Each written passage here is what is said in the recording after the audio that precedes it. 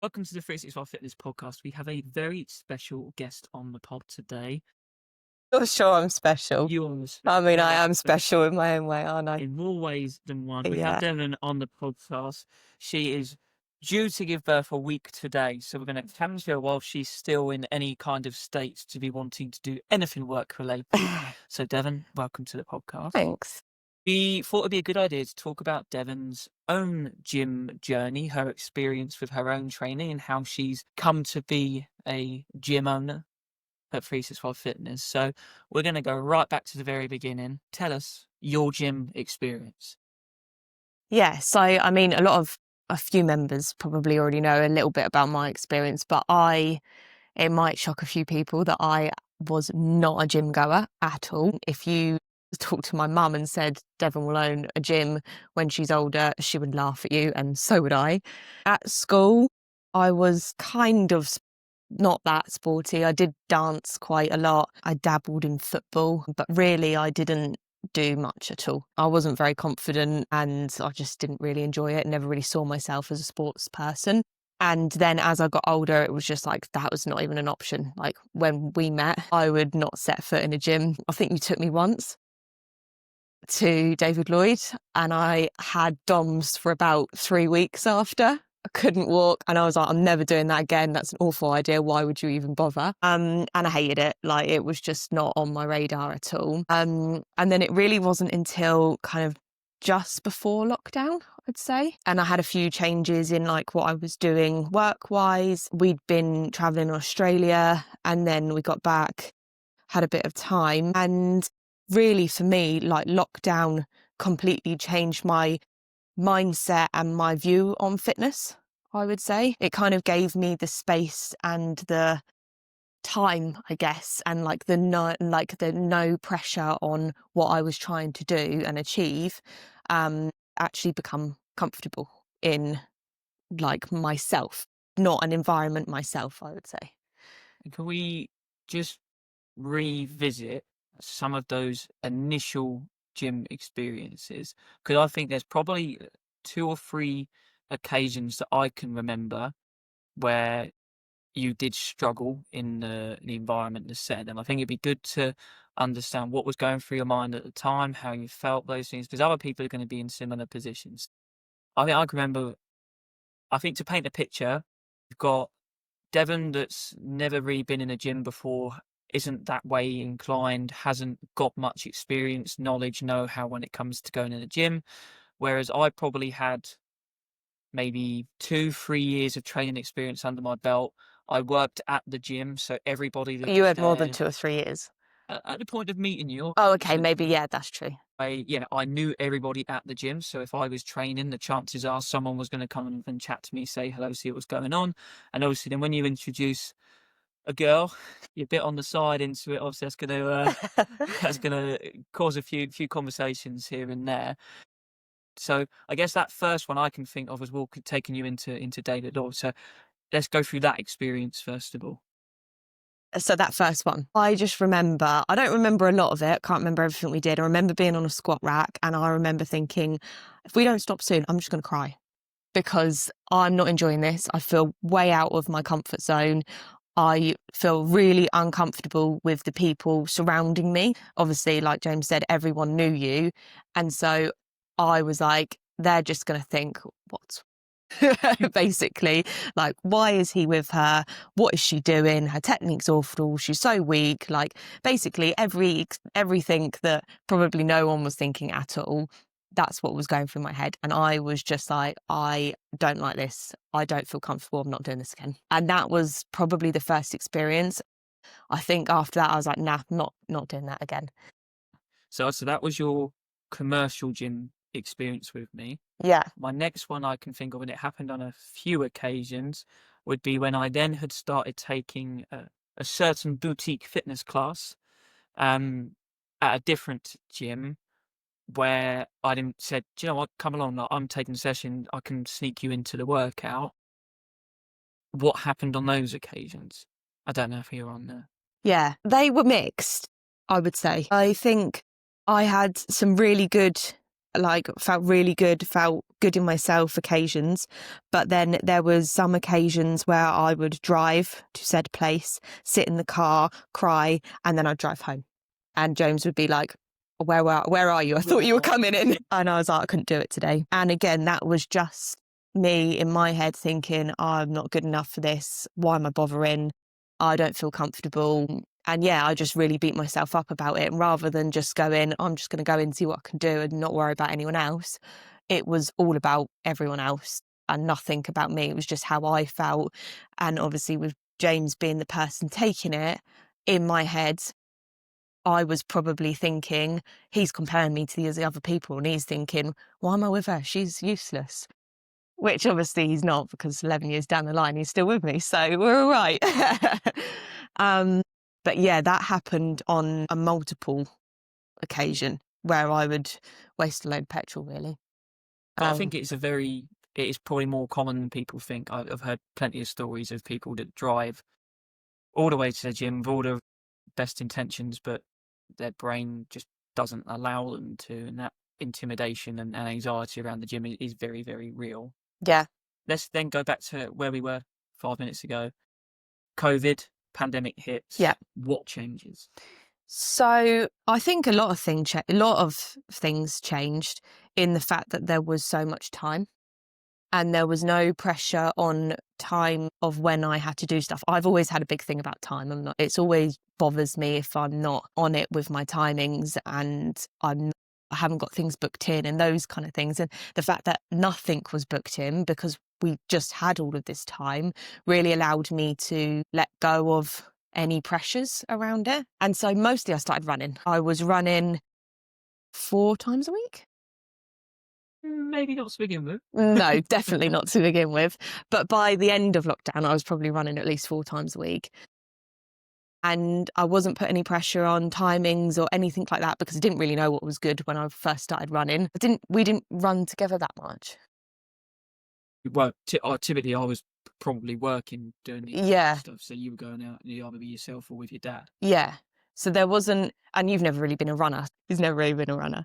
So even if we did go out, I didn't feel like I was really shit, basically. I felt like I was okay. I could hold a bit of a conversation, not die at the end. And then obviously you were doing your Zoom workouts and I was joining in. I wouldn't have been on camera to start with, but I was joining in the background and like doing that. What do you think back? Were you doing it in my mum and dad's bedroom?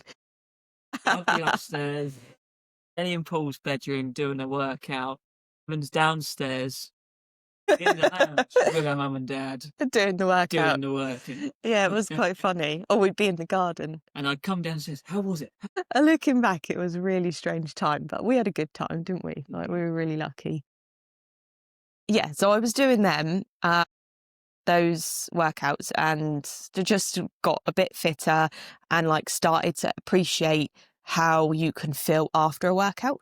And that kind of actually doesn't really matter what I'm doing. I just feel good now that I've done it, rather than going into it and being like, I have to do this. It was like, cool, I just feel amazing now. Like, been for a run, I've done a workout.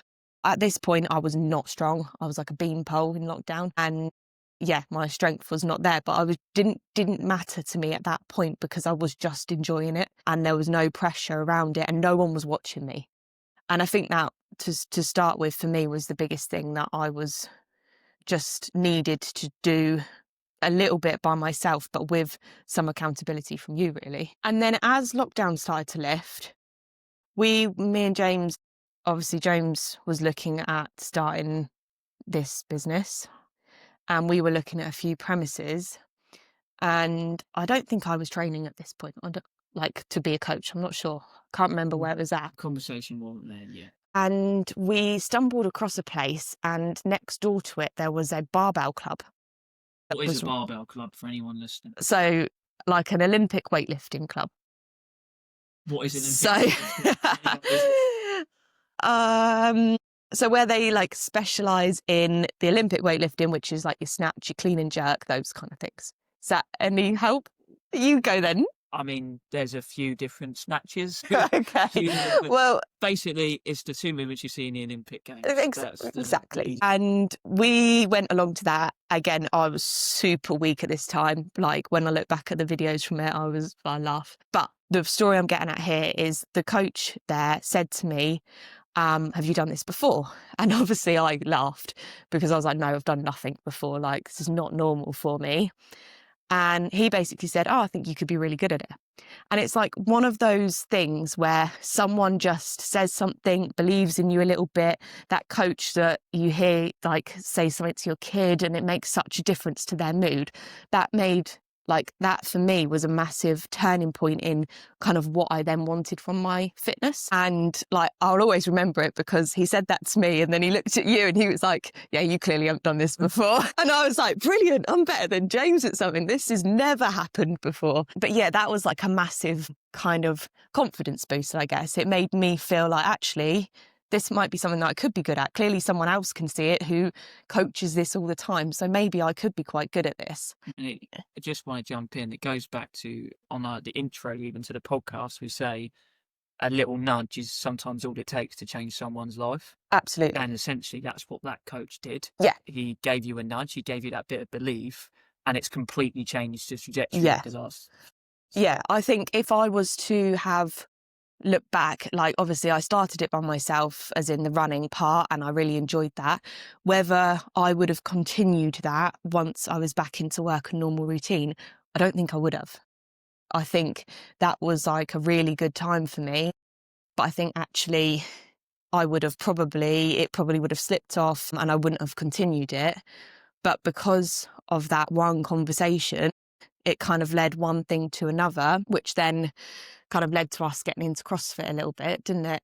Which then led to making friends and kind of to where we are now, I guess. But yeah, I guess the main thing is that one coach kind of had a little bit of belief in me and I thought, I could be good at this. Like I just needed a little bit of someone else apart from James, because you've always said that I could be good at whatever I wanted to do, but someone else who I thought, no one ever believes their partner, do they? no, absolutely not.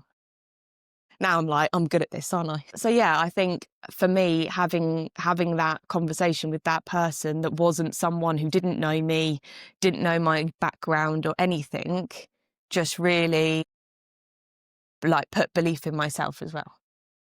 And I think that a lot of what we bang the drum about here is that accountability and having a coach. And I guess, yeah, aside from the little nudge, why is that accountability so important?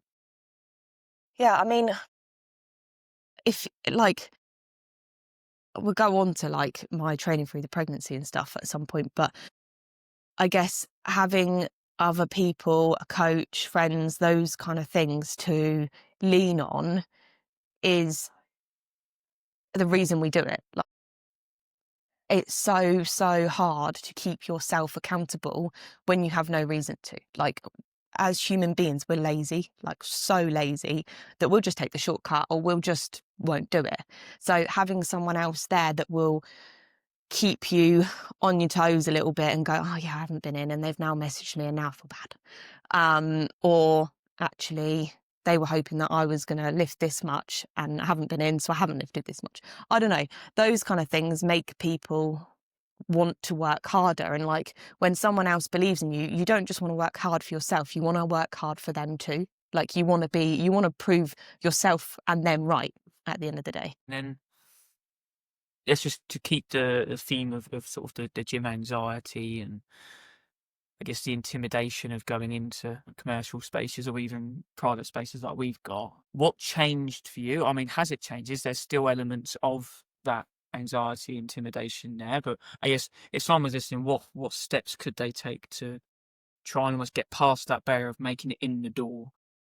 Yeah, I mean, I think even as a coach, I would still feel quite not uncomfortable, but I wouldn't feel confident walking into a commercial gym.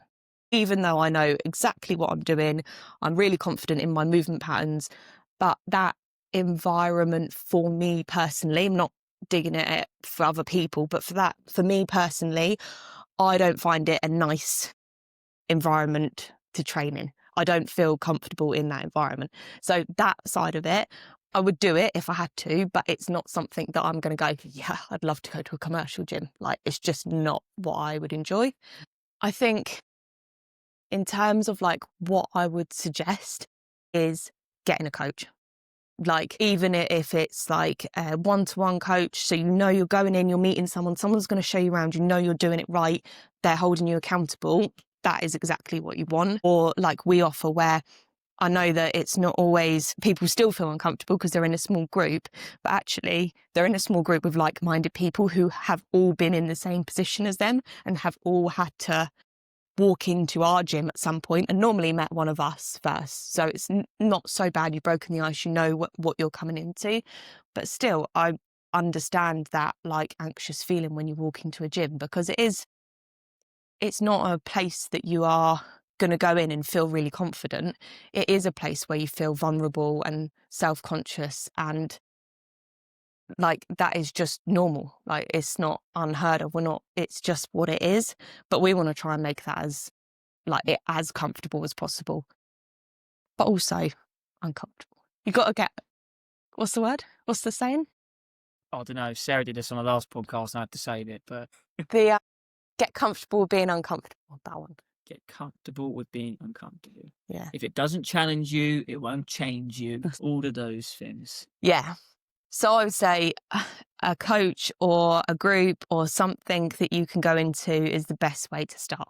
Something where you know that someone's got your back, they're going to believe in you, that you trust what they say, and you trust that they're making sure you're moving correctly and you're picking up weight safely, is by far going to be the best way to do it. Anything else you want to add around your training journey experience? So I know we've covered COVID, and now, what are you like doing now? What is the Sleeping a lot. I mean, obviously, my training has changed quite a lot in the last 9 months, but not drastically, I would say. I really looking forward to kind of having my body back and being able to push myself again, because I've trained the whole way through my pregnancy, but I haven't pushed myself like I know I can. And so I'm really looking forward to being able to do that again. I think that so. competition booked in That's wait what I and need see. to get fit for. But yeah, I'm excited. Like, obviously my body's changed massively, and that's been really cool to see, and to be able to see how I've been able to train through these last 9 months. But I'm also excited now to see kind of what mum power I have. Mum strength. Yeah, I think I'm going to come back stronger. So yeah, Awesome. I think that was a pretty good episode. If you I ask felt like I me. waffled quite a lot. There's a bit of waffle, but we don't mind it. Okay. That's the old mum brain kicking in. Yeah. In the next couple of episodes that Devon will feature on, I think we are going to tackle the pregnancy, or training through pregnancy, and that experience for you. We'll all go on the journey together of parenthood and exercise and everything we've told you all for the last 5 Yeah, years. it's going to go out the window. Oh, What it's do you so mean you much haven't got harder. symptoms of food prep? What do you mean you ain't got...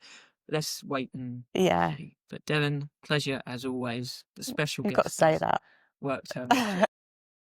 Please, if you have enjoyed this one, give it a little thumbs up and share it far and wide. Thanks for listening.